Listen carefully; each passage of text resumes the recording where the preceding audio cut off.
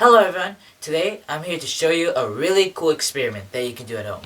So what I have here is an actual ketchup bottle filled with water, 2 toothpicks, and a bowl if you want it, actually, because I need it for now.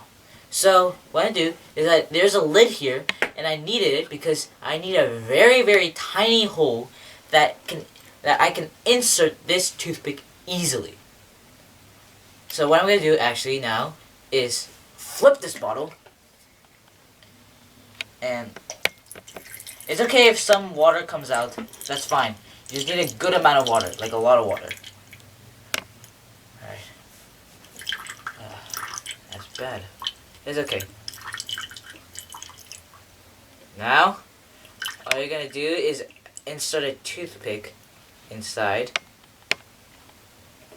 and look, it goes up.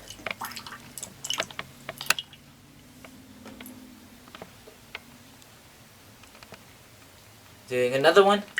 Oh, it's stuck there. No. No. Oh, it's right there. Yeah, here. Alright. So this is a really cool experiment right here.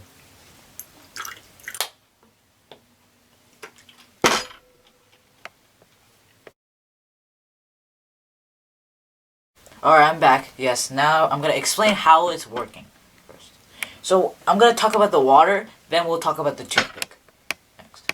So, what is wrong with the water? How is it actually holding itself instead of falling down? We know that gravity is pulling this water down, the gravitational force. Let's say this is G. That's a bad G. Alright, that's better. This is G. And also, that means there has to be another force that's holding this water right here. That's the equilibrium, we call it. So what is this actual force, actually? Well, I'm going to tell you something. There are actually 2 forces that are holding the water inside the bottle when it's flipped. And I'm going to talk about the first one right now. The first one, right here, is this force is actually making, surface tension? The surface tension is making the very thin rubbery membrane that we know, right? And this membrane, when the gravity is pulling it down, we know that this rubbery membrane is also giving a force so that it can hold itself. So it's opposing from gravity. And it kind of, so that means this will be like this kind of. It'll bend then. We know like balloons, rubber, it bends kind of when we apply air inside. So that's what it is. We're just replacing air with water. And this membrane, the surface tension, is creating this bend. And all this gravity pulling is every single squared point. But this very thin hole here is just this bend. But we know that surface tension's force is very weak. So now here comes the second force. So when this creates this bend, we know that volume is increasing, which means it creates a vacuum.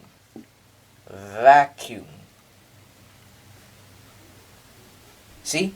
This volume is increasing, and this creates this vacuum. Because air is going. Now there's going to be another air. It's the air pressure now. Another air pressure that's also giving the force. We're going to say this P. P is the pressure that's applying the force and helping the surface tension to hold itself. And we know that air goes up and water goes down. And to do so, the pressure here is very low than the pressure outside here. So, and the pressure wants to get here so that water can go up. But technically, it's accidentally helping the surface tension. But if we do something, if we add this hole here, then this is going to be a different complete story. This is just going to go up here. And more air pressure is coming, and that's why water flows out.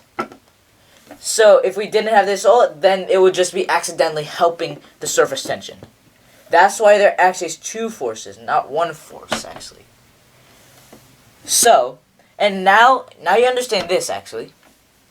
Now we're going to talk about the toothpick. The toothpick is actually really easy. Let's just clear this off. Alright. The toothpicks, this is the toothpick, okay?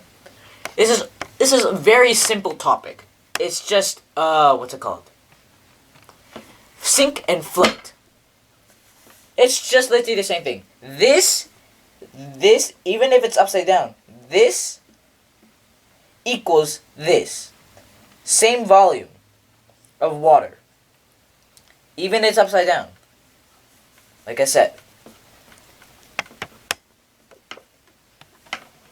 So when we apply a toothpick is very, very light. So that's why it'll float. It gets up. And that's why it's floating up here, since it's very light. So that's why it'll float instead of sinking. Very easy topic of the toothpick. So I hope you understand and enjoyed this experiment. And if you want to try it, then you could try it. See you next time. Bye.